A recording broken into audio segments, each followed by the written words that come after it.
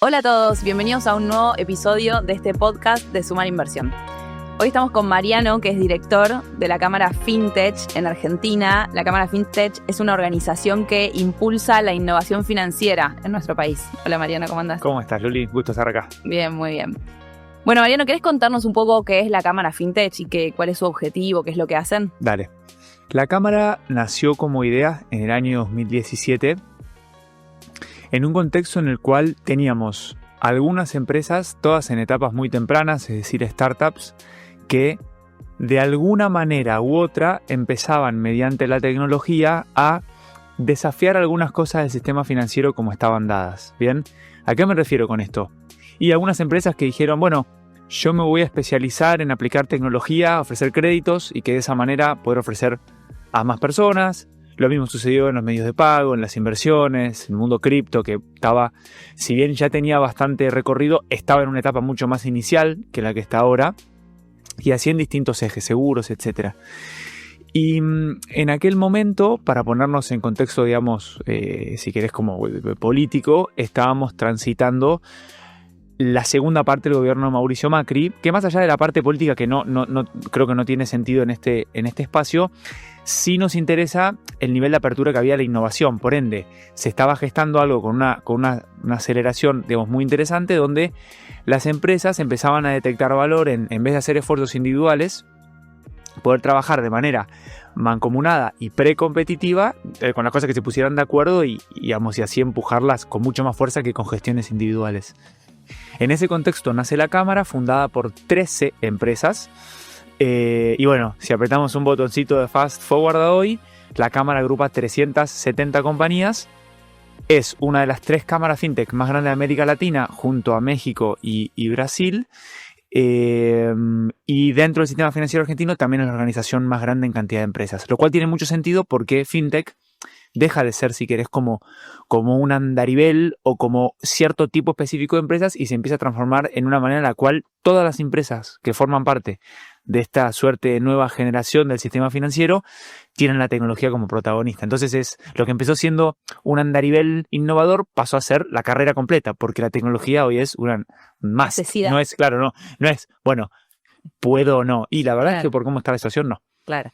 ¿Quieres contarme un poquito cuáles eran esas 13 empresas del principio y hacia dónde se abrió hoy a estas más de 300? A ver, en aquel momento, como te decía, no existía una noción de industria fintech. Lo que sí había nociones de, bueno, a ver, te voy a poner unos ejemplos, no sé, estaban los chicos de, no sé, 1, 2, 3 seguros, que estaban con la industria del seguro. Estaba, bueno, obviamente Mercado Pago y Mercado Crédito, ¿no? Que ya con un volumen importante. Estaba Fluenta del lado del crowdfunding, pero de préstamos. Sí. Estaba Money del lado de créditos. Estaba BU Security del lado de seguridad. Bueno, y así varias empresas, Invertir Online, varias empresas que por ahí no tenían interacción entre sí, ni tenían noción de que eran parte de una misma industria, sino que uno decía, che, yo me voy a poner con crédito, yo me voy a poner con pago, yo me voy a poner con inversiones, seguros, etcétera.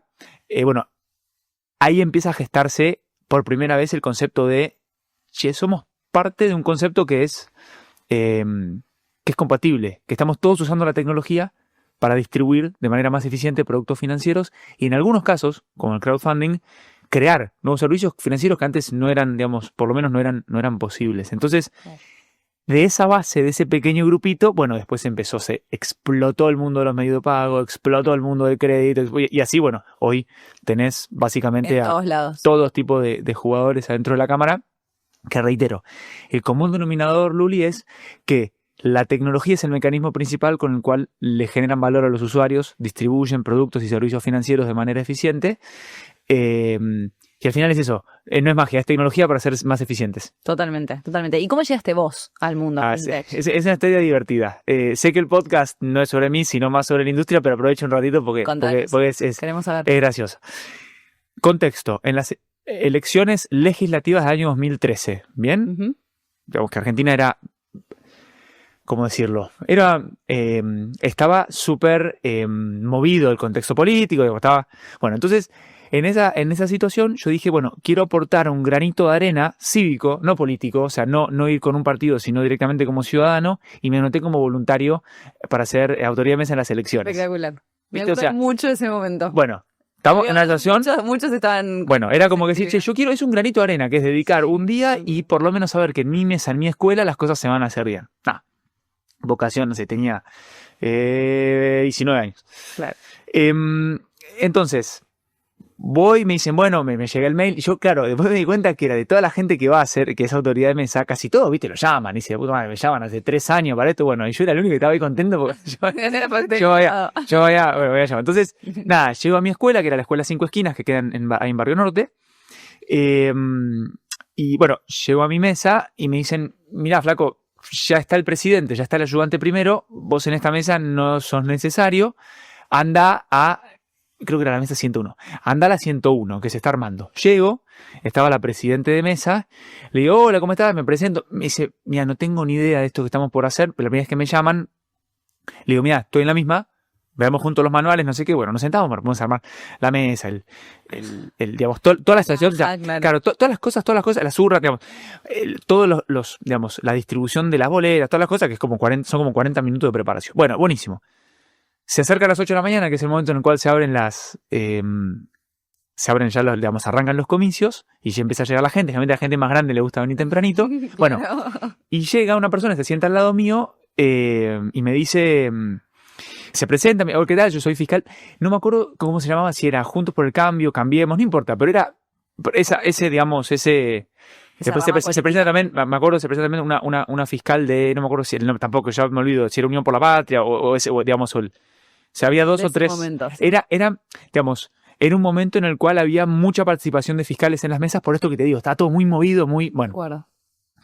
Y resulta que la persona que se me sentó directamente al lado era Alejandro Estrada. ¿Y quién es Alejandro Estrada? Porque es la persona clave en esta historia.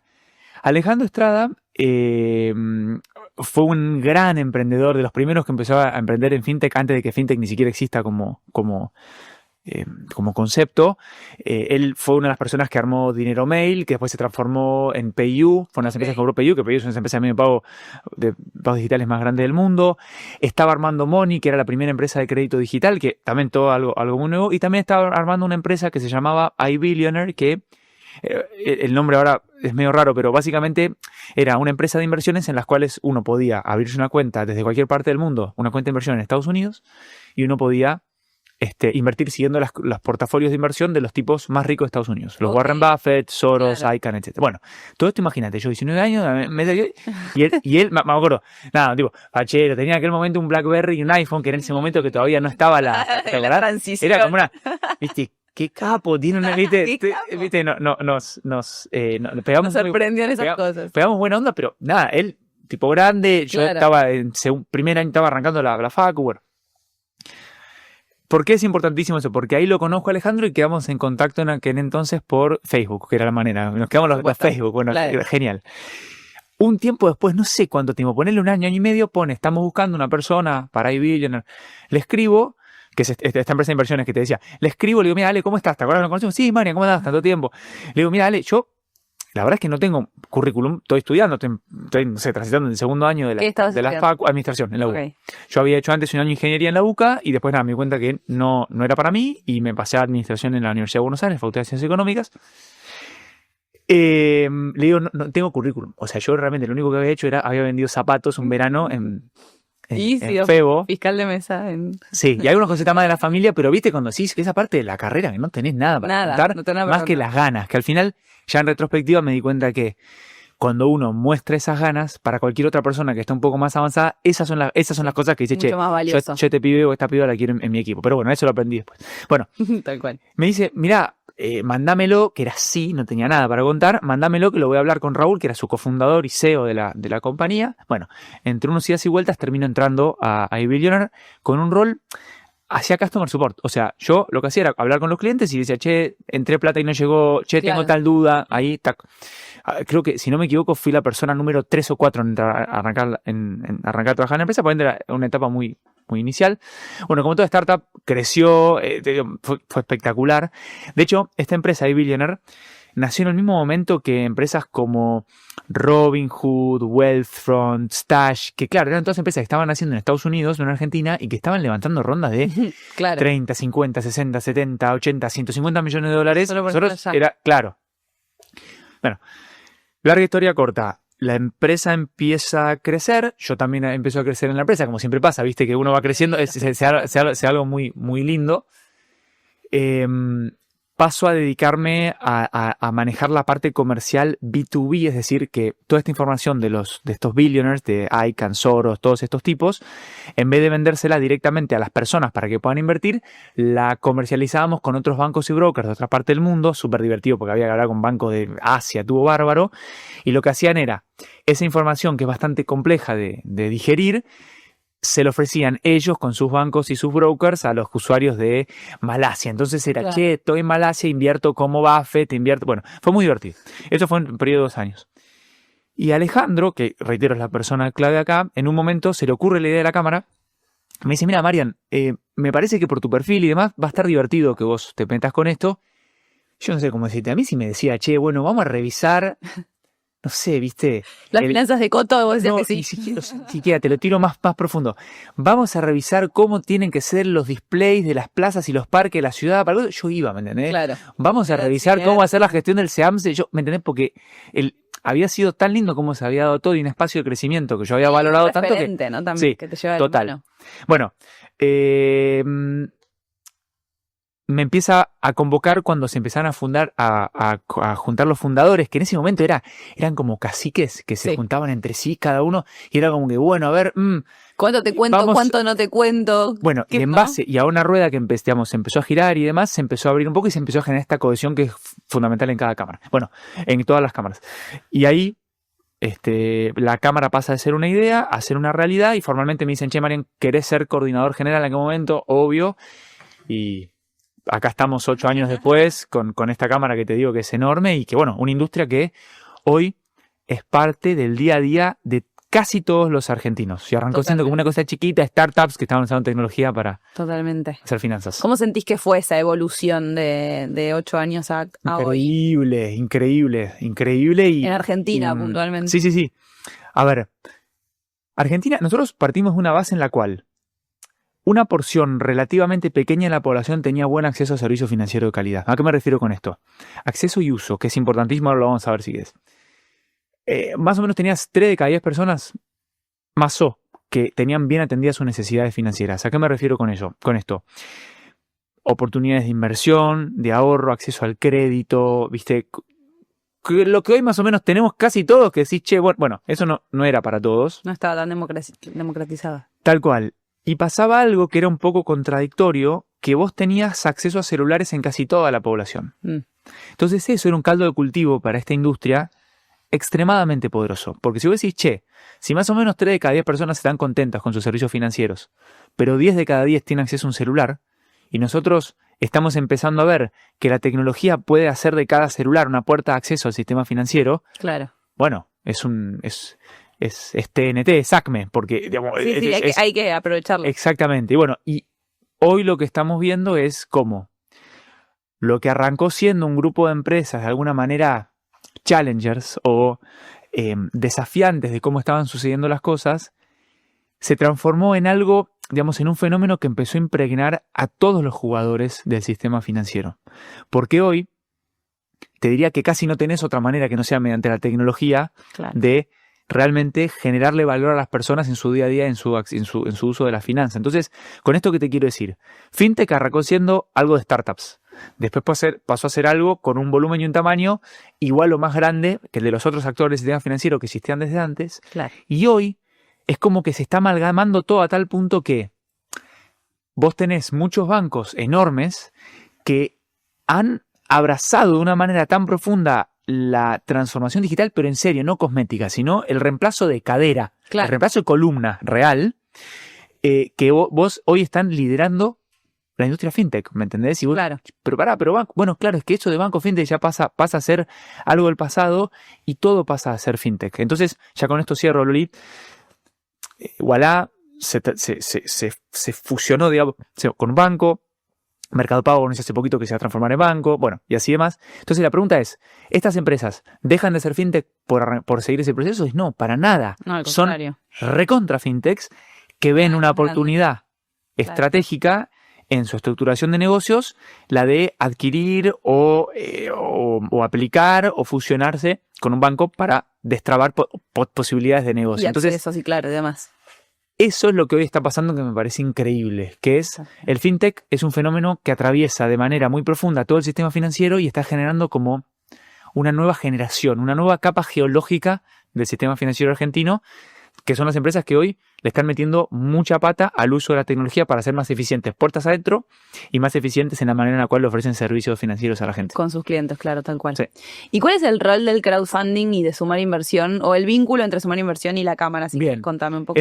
Bueno, ahí también hay una linda historia que la voy a contar un poco más corta porque si no voy a llevar demasiado tiempo con historias, pero a Víctor tengo el gusto de conocerlo hace ya bastantes años. La verdad es que no sé exactamente qué año, pero si la cámara se armó fin de 2017, o sea, se presentó en sociedad fin de 2017, yo creo que a Víctor lo conocí a principios de 2018.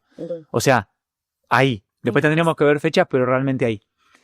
Me acuerdo de la reunión, la salita en la cual nos juntamos, que nosotros nos prestaba oficina una de las empresas, Moni, de hecho, la oficina de donde estaba Alejandro. Y bueno, nos juntamos y me acuerdo que por primera vez él me contó, yo había escuchado, pero viste cuando de leer alguna cosita online y demás, por primera vez me estaba encontrando con cómo era esto del crowdfunding aplicado a desarrollos de real estate. Porque yo lo había escuchado, como decía, por afluente del lado de los préstamos. Claro.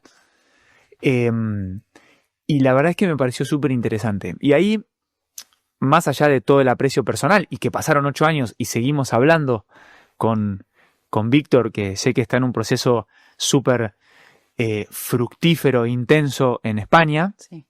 Que de hecho escuché que lo entrevistaste. Estuvimos hablando con él. O sea, ahora es famoso, entonces yo me entero por las entrevistas que le hacen, ya no me cuenta, pero bueno, el vínculo está, ¿no? Y el aprecio está. De hecho, estuvimos en España hace un par de años también juntos en una misión comercial que estuvo buenísima. Más allá del aprecio personal, te decía, me pareció súper interesante cómo para muchas personas, y me incluyo yo, pensar en el acceso a un activo inmobiliario, sea para vivienda, para inversión, para lo que sea, es algo lejano. Digamos. Es algo lejano porque Argentina tiene esa paradoja, es paradójica en el sentido de vos vas a comprarte una compu de $1.000 y la podés pagar en 18 cuotas, te vas a comprar un depto de, no importa, 90, 120, 300 o $500.000, ¡pa! Claro, tal cual. Taca, taca. Tal cual. Entonces, en esa paradoja... Muy inalcanzable, claro. Sí, se hace muy inalcanzable y,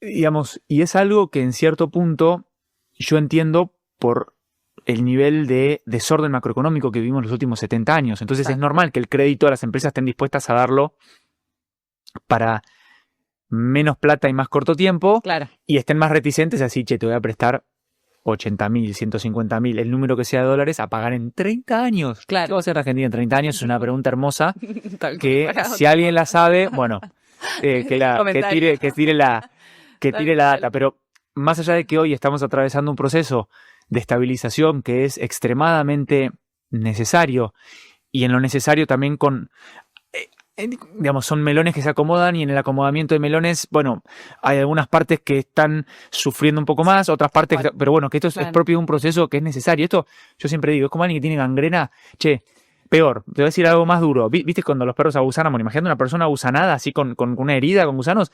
Bueno, te voy a dar Ibupirac para que no te duela tanto. Mientras tanto, te van a dejar en hueso. Claro. Esto es decir, che, voy a tener que agarrar el serrucho. Tal cual. Te vas a tener que cortar la pierna, la vas a pasar muy mal, te vas a poner una prótesis, vas a aprender a caminar y vas a volver a insertarte. Mejor, tal cual. El tema es que estamos ahí. Sí. Entonces, bueno. Total.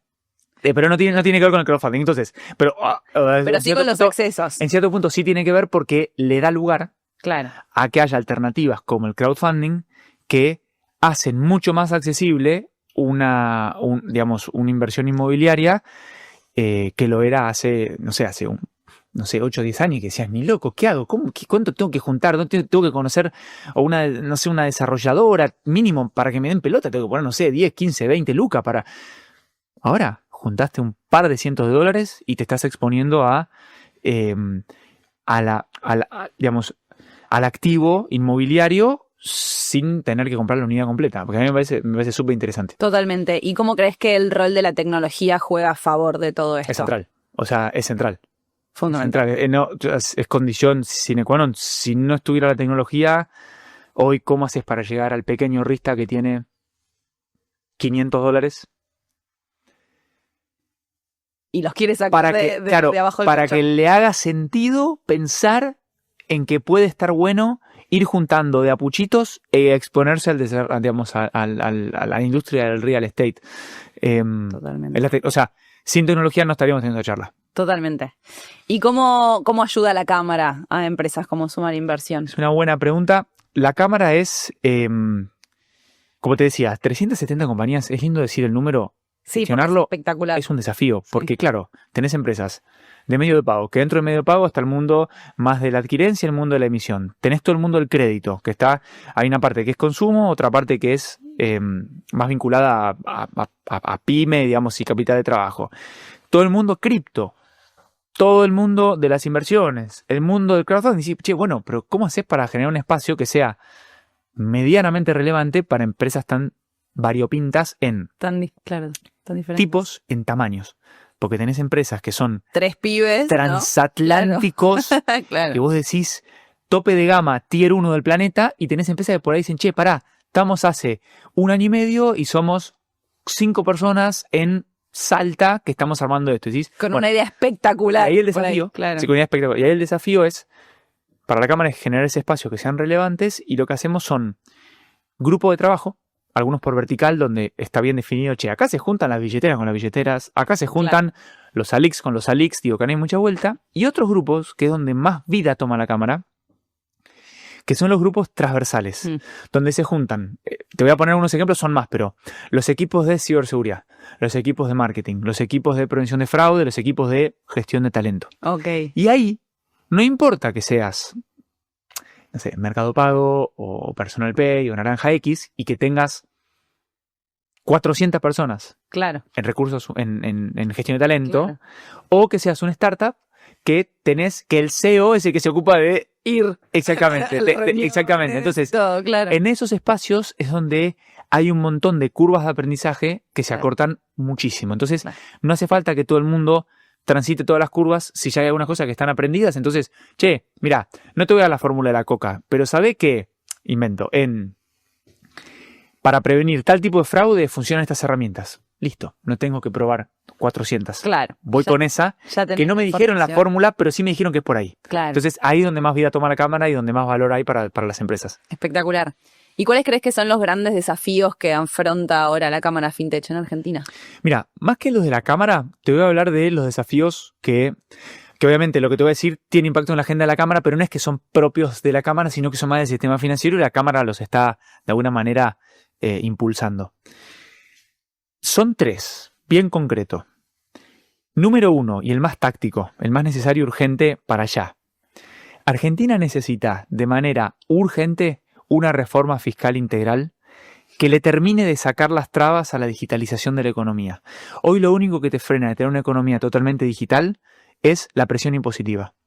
Las percepciones, las retenciones, el impuesto al débito y crédito en algunos casos. O sea, eso hoy es, no sé, es como decirte, che, mira, armamos un Ferrari, lo sabemos manejar, pero tengo la autopista, la avenida que cada 3 cuadras tengo un lomo burro.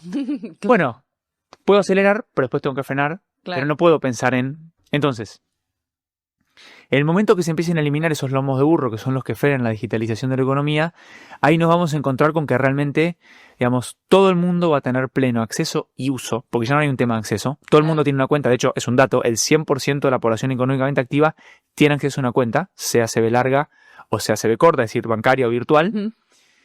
Pero el tema es cómo hacemos, sobre todo esa red construida, cómo hacemos fluir servicios financieros que generen inclusión real. Claro. Acceso a la inversión, acceso al crédito, acceso, a distintos mecanismos de ahorro, seguro, etc.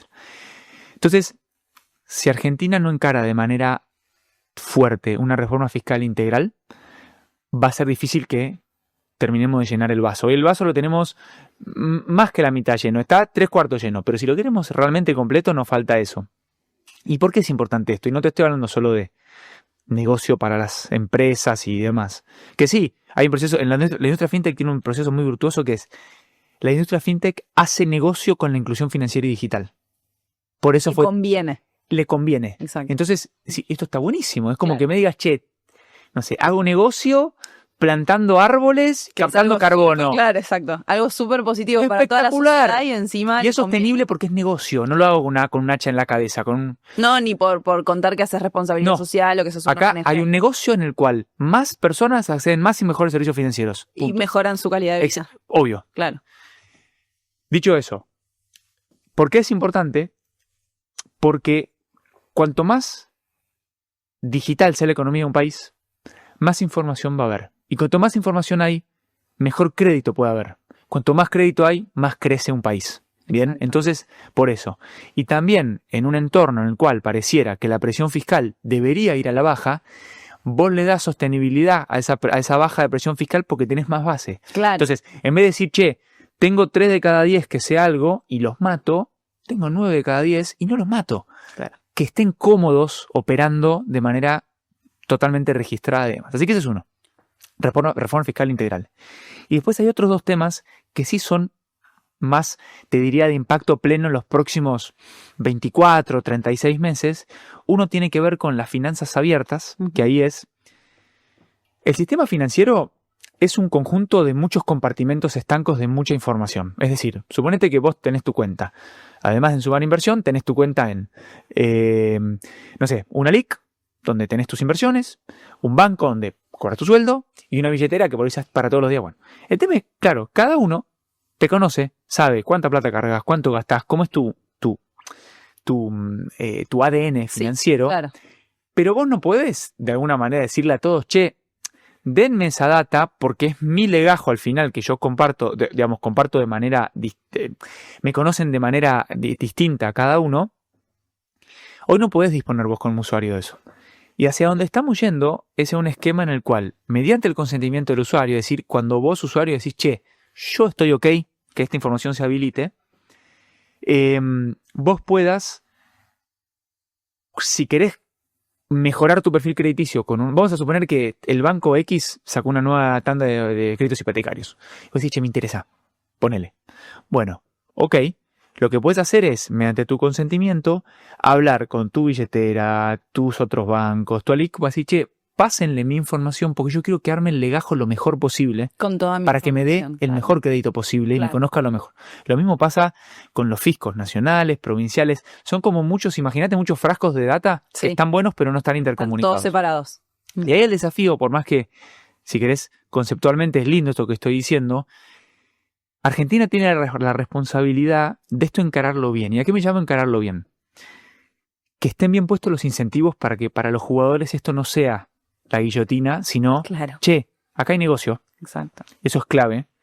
Que esté bien diseñado el consentimiento, como para que el usuario diga, Yo para quiero que sea todo el mundo realizable, sepa toda esta para que sea información. realizable, que no sea una traba, ese consentimiento tecnológico, decir, che, yo estoy ok, y fehacientemente sepa que vos estás ok. Y después hay otros temas más vinculados a, toda la gobernanza de datos, porque se complejiza mucho. Imagínate, Claro. yo te hablo de frascos cerrados y de repente los tiro todos en un mismo lugar, ¿me entendés? Entonces es complejo. Así que esta es una oportunidad grande y es necesaria para Argentina, porque nosotros, cuanto poco tenemos que cuadruplicar nuestro crédito. Hoy más o menos está en 10% del PBI. Y ese número para ser un país normal en la escala tiene que más o menos cuadruplicarse. No para estar en un rol de referencia, para estar a mitad de tabla. Ok, Para decir, che, somos 5 puntos. claro. No somos 9 o 10 como si somos en otras cosas. Ujú. Pero para estar más o menos a mitad de tabla tenemos que cuadruplicarlo. Es decir, tenemos que hacer todos los esfuerzos posibles y poner toda la información sobre la mesa como para que todo ese desarrollo esté bien. Así que bueno, reforma fiscal, finanzas abiertas y el tercero, tokenización de activos. La tokenización de activos básicamente es generar representación digital de activos que no necesariamente son digitales. Se hace con la tecnología blockchain, que tiene un montón de atributos que hacen que hoy, se ponga especialmente interesante. Y nosotros lo que entendemos es que para el real estate, para el agro, para la minería, para un montón de sectores, va a estar muy bueno y va a ser muy transformador como con esta tecnología que genera unidades de lo que sea, metros cuadrados, kilos de litio, cabeza de animales, no sé, de lo que se ocurra, kilos de soja, litros de vino, you name it. Todo eso que hoy es un activo que por ahí está o en un campo, o en un edificio, o en una mina, en lo que sea, pasa a tener una transaccionalidad y una liquidez que antes no tenía, y pueda ser eventualmente utilizado como colateral, es decir, como garantía para el crédito también. Ahí va, claro. Entonces, ¿por qué te lo conecto? Porque, y todos tienen que ver, si vos tenés una economía más digital, con menos presión fiscal, tenés mejor crédito. Si sobre la información disponible, en vez de que sean compartimentos estancos, la interconectás, tenés más crédito. Exacto. Y si sobre activos que hoy no tienen, digamos, transaccionalidad, están en el piso, están ahí, tenés kilos de soja, bueno, están ahí, pero no tenés mucho más para hacer que estén ahí, hasta que después, bueno, ya lo liquides y toda la movida. Claro. Bueno, son todas cosas que nosotros entendemos tienen sentido para que Argentina priorice y nos ponga donde tenemos que estar en lo que hace a crédito. Claro. Como factor fundamental de crecimiento de cualquier economía del planeta Tierra. Totalmente. Excepto nosotros. Así que, nada, esas son las 3 cosas que te digo que más foco tenemos en los próximos 2-3 añitos. Espectacular. Es corto plazo, 2-3 añitos. Bueno, depende. Sí, o sea, es mediano. Lo que pasa es que por ahí pensar en este contexto y se transforma más en... Es como un mediano que lo estirás un poquito y es medio larguito. Claro. Sí. Pero bueno, mucho por hacer. Sí. Pero bueno, es muy alentador escucharte, está buenísimo.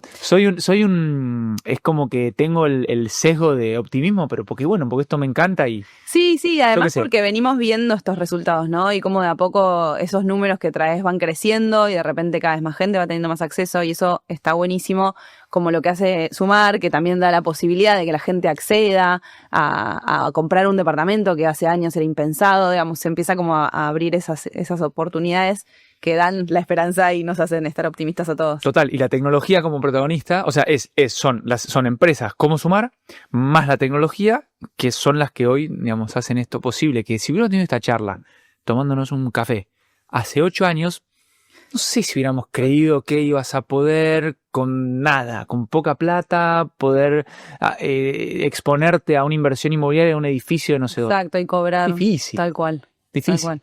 Y hoy es viable. Es viable. Y es seguro y la gente puede entrar. Sí. Bueno, Mariano, creo que cubrimos todos los temas. Te agradezco muchísimo. Esta charla estuvo buenísima. Y a todos ustedes les digo que se acuerden de suscribirse al canal, que activen notificaciones para enterarse cuando volvemos a tener un podcast. Y nos vemos la próxima. Gracias.